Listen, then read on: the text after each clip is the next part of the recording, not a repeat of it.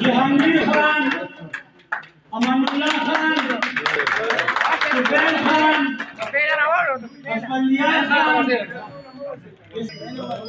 حسین شاہ، معراج خان، فضل ہادی، عارف خان، ظہور احمد، بہار خان، حضور خان، آصف خان، عاصم خان، عامر خان، کامل خان